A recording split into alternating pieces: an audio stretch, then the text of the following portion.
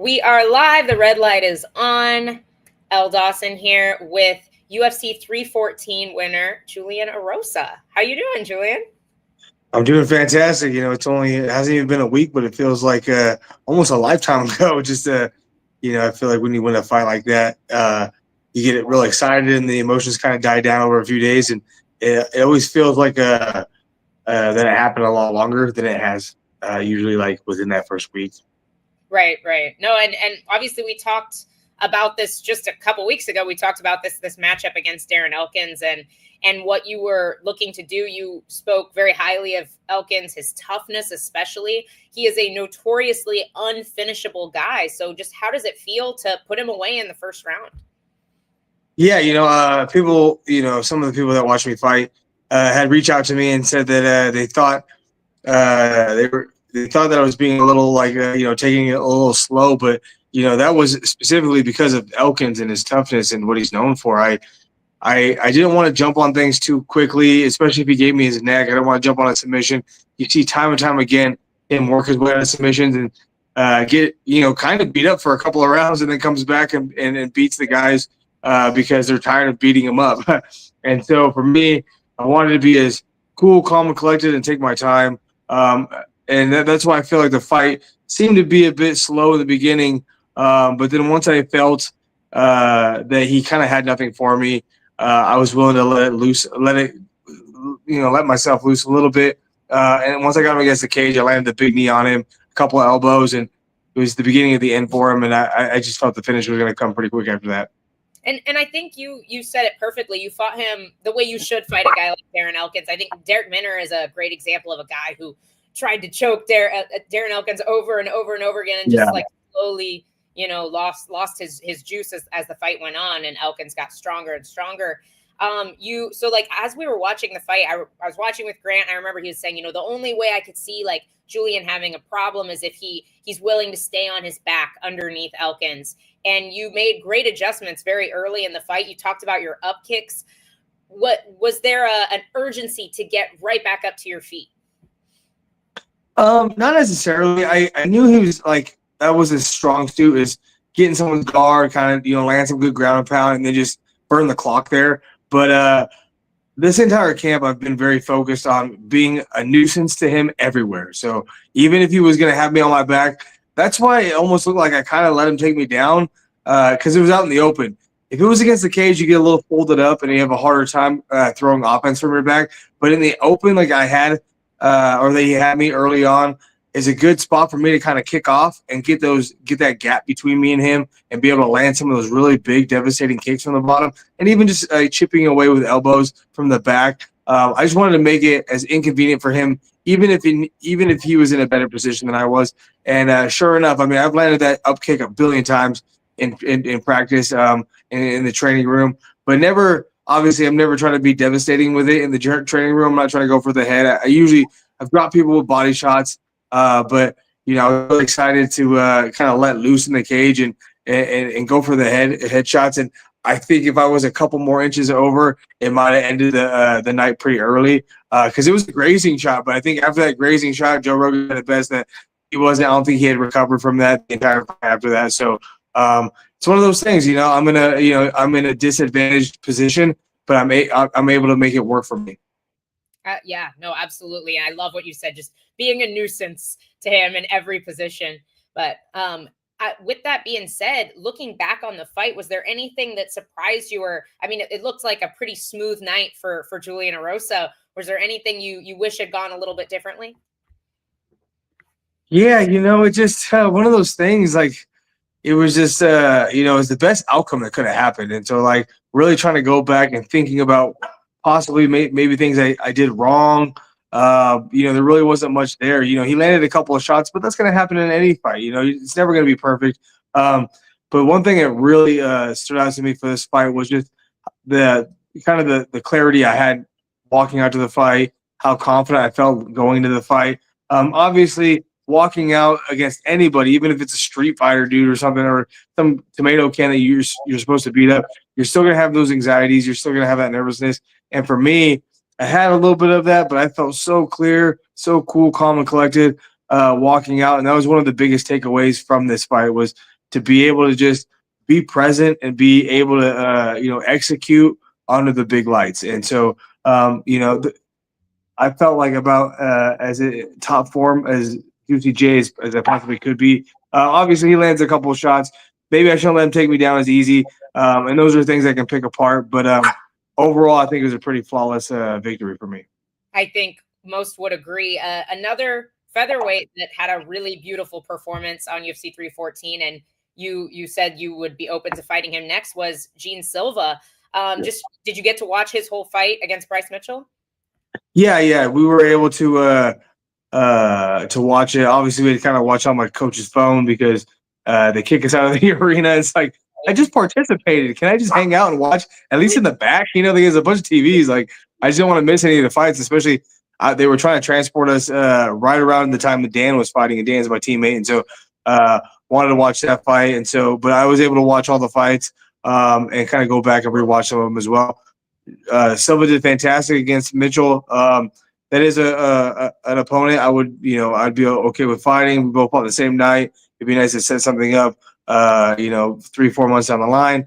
And it's a little bit of a challenge. Obviously there's other guys I'd be willing to fight as well. But 19-0 the fighting nerds are in the UFC right now. And nobody's beating any of those guys. And I think it'd be fun to test yourself against someone like that. And then he's ranked number 11.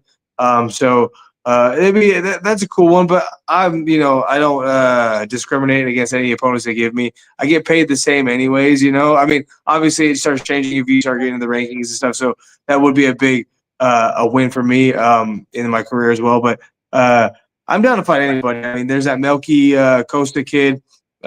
He fought a couple of weeks before me. We're both on 3-fight winning streaks. He just beat C-Rod. I beat C-Rod 2 fights ago. So that could be a fun matchup as well. But like I said, I don't discriminate. Anybody wants to, get in there with me. It's more of a timeline thing for me. I want to get another fight within the next 4 months. So we'll see.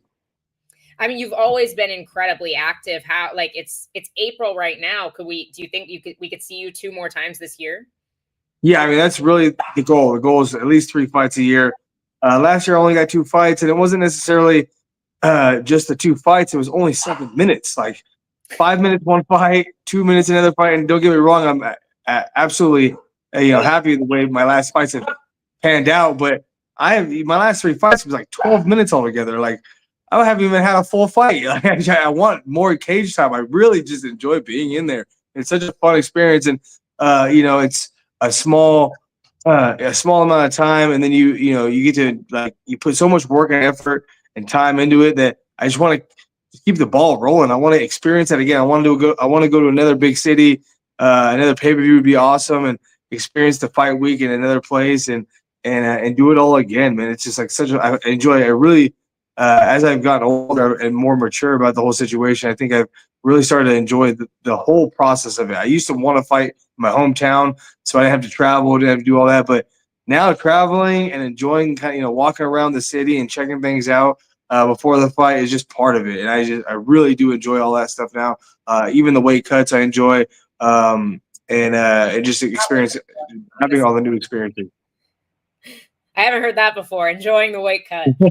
Like well, it's just like it's not necessarily the actual weight cut. Like, obviously everybody hates cutting the weight, the way it makes you feel and all that, but I just enjoy the competitiveness of it. Like, there's guys that don't make weight for a reason because it's hard to do, and so for me, like, making weight is already a huge achievement, is part of that. It's the fight's its own achievement. Making the weight is his own achievement. I'm a big featherweight, and so it's more of just me being competitive with myself. Like, can I make the weight? Can I do it? Can I do everything right? And can I show up there and make it easier than it was the time before? Maybe even challenging myself in that sense. Like, can I get my weight even lower before I start the cut? Make it easier and see if I can really maximize my potential to the fight right after bouncing back from heavyweight cut. So it's just the competitive part of me that I enjoy. The weight cut, not necessarily that I got to starve myself, I got to dehydrate myself, and I got to feel like crap and look like Skeletor for a couple hours. Of course, I understood. Speaking of just enjoying fight week, I don't think I've ever heard a fighter say that they don't like fighting in Miami. We always get great positive feedback from the fighters about these UFC Miami events. Oh, we got a comment. Oh snap! It's Julian Erosa. Yes, he's back. He's back with another win. But just tell us all about Miami Fight Week and just the vibe that Miami brings. Yeah, it was nice. I got there Tuesday, and so Tuesday evening, do a little shakeout, get the body moving, and then Wednesday, Thursday, and even Friday after weigh-ins and eating food, we just kind of take to the city. We walk around, went to the art district, went to a couple coffee spots as well. Obviously when you're cutting weight, you're kind of living off coffee and gum. At least I am for sure. And so check out a couple cool coffee places. And just really just enjoy the city. And also, like, it was a perfect time to be in Miami because the humidity wasn't too crazy. It wasn't too hot. It was actually kind of breezy and a little chilly sometimes, especially when you're getting skinny. So, but it was absolutely fantastic to go check out the city. I'd never been to Florida, never really even been to the East Coast much. And after the fight, it was nice too because we got to check out South Beach, take my son over there, and especially after winning a fight. I'm sure you know what it's like, the difference between winning and losing a fight and how you feel after that. It's such a different type of feeling. And so having the win and also being able to, like, the next day go to the beach with my son and let him enjoy that and experience that, it's pretty unexplainable. No, 100%. And I know everybody saw the video of your lovely wife and your adorable little boy walking around the venue.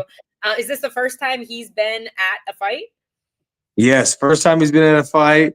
So it was really nice. The last time he was only like 4 months old, so he was still a pretty big handful to deal with when you take places. But right now he's, we're getting into the groove of things, and my mom was with my wife, so it helped her a little bit. But yeah, it's so nice. That was like one of the motivating factors too. Is like, no matter what happens after this, he was there for a fight that I won in Miami. It was his first live fight, and I just could not let Darren Elkins beat me in front of my son, especially as it was his first time being there. My last two fights when he was, after he was born, he watched him on the TV probably, but he don't know what's going on. So this, he knows a little bit probably what's going on. I mean, even after I won, I ran out, and they were kind of sitting on the sidelines before I go to the back. So he's seen me again, so he might be able to put it together a little bit. Right. I gotta ask how you feel about, as he's getting older and he does start to understand what's going on, how do you feel about having him at the events? Maybe even fighting a guy like as dangerous as Silva. Would you still want like 5-6-year-old kiddo in the crowd? Well, yeah, I think it's fighting is a very good parallel to life anyways. And so I think having him experience that, whether it's wins or losses. Luckily for me, I'm undefeated as a father, so there's definitely a truth in when they say you get that dad strength. And so being 3-0 is amazing. But who knows? Like, I'm still gonna make mistakes. I'm probably still gonna lose fights, and so he's gonna probably experience that. And that's not, I think that's a good life lesson for him to learn early on, was that even if you lose, you can pick yourself up by your bootstraps, go back to the drawing board and make it happen again. And obviously my career is kind of built on that, and so he'll understand when he's older anyways. But I don't want to shy him away from the tough things in life. For him to experience those things and just kind of learn those small life lessons. Absolutely, yeah. No, I love it. I love it. I love seeing people with their families at Fight Week. I go every single time with Grant, and I think it's it's just such a great experience to have your people there when you're doing the hardest things in life. But super happy for you guys. 100%. Last thing I kind of want to touch on is the main event. This was a absolutely featherweight filled card, and we can touch on your teammate Dan Ige, a huge win for him as well. Definitely give us your thoughts on this main event, how you scored it. I know some people thought it was a little bit closer. Some people had it 3-2, some had it 4-1 for Volk, and just where you see Diego and Volk going from here. Yeah, I think it was vintage Volkanovski. He's a very analytical and very intelligent fighter. People talk a lot of shit about him moving around, oh, he's just running away from the fight. It's like, well, duh, the guy's short. The guy's a smaller guy. He has to find his range. And if he wanted to stay at the range with Diego Lopez all night, it wouldn't have been the same night. He has to move. He has to figure out his angles, and he's got some of the best footwork in the division, and some of the best range management. I mean, even when Diego started walking him down, it was still like he still couldn't land much on him. It was like Volk was still touching and going, and that's like, people talk shit about people that do that. I mean, even everybody talks crap about Mayweather, but he's the defensively the best boxer in the world, and you got to appreciate that as a fighter, someone that has the ability to maneuver in between those things, having great offense, but also on the other side of the coin, having good defense, and really appreciating that. And I think he just showed why he's one of the best in the world. And I think it's going to be nice to see some new blood kind of hop in there. I mean, Diego was the new blood, and really we're able to see where Diego kind of falls in line. He did fantastic in his own right, but I think he has a little bit more of experience to kind of build upon. And that was the difference, I think, in this fight, was that experience. That's why I think Volkanovski is so so knowledgeable. I mean, the guy, he probably breaks down fights more than most, and you can just see it in his fights. He's just so good offensively, defensively, with his movement, his range. I mean, the guy's – I don't want to make fun of him, but he's kind of a midget, especially compared to a guy like me.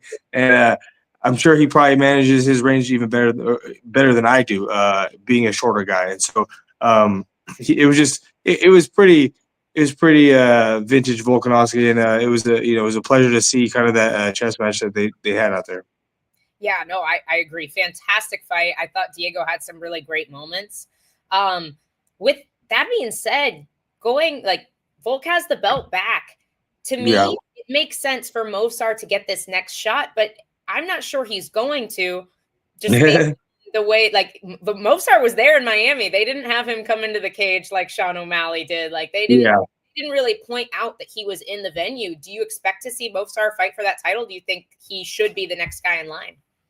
I think he's like one of those guys that just is not a fan favorite because of his fighting style. And so even though he has a lot of big names and he's undefeated, people want to see that fight happening. It's just like they're just more exciting fights instead of that fight. And so like I can see why they always push some of those guys off. Like I know Damian Maia for the longest time, back when he was that guy on the top, like had such a hard time getting a title fight, but it's because he's kind of a boring fighter. And I don't want to, I mean, I'm not talking shit about, people's style, but, obviously the fans want to watch more exciting than, less exciting, obviously.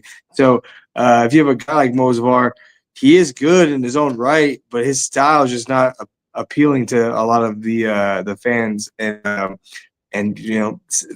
fans are what, sell the tickets, what make us our money. So I think that's why he's had such a hard time getting that fight. But it would be interesting to see how Volkanovski does with a specialist like him. But I actually felt like Diego would have been a harder fight for Volkanovski than a guy like Movsar. Movsar is, I don't want to say a one-trick pony, but everybody knows exactly what he wants to do. So if I think Islam is a good example of somebody who has that the specialty skill, but also, I mean, has worked on other parts of his game. I mean, he knocked out Volkanovski with a head kick. Like, you don't expect that from like the Khabibs and the Islams and the Movsars. And so that's a different wrinkle in a guy like Islam. I don't think Movsar has that yet. A guy who is on Movsar's resume that you said he has a lot of big names is your teammate Dan Ige.